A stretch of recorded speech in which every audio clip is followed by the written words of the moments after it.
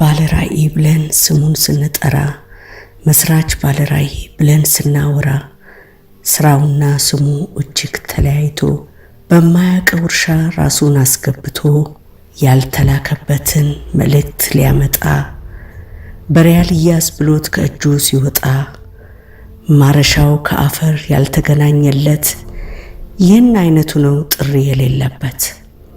እንዴት አይነት ፍሬ ከዚህ ይጠበቃል? ያለ ተግባር ስሙ እላዩ ተጣቋል።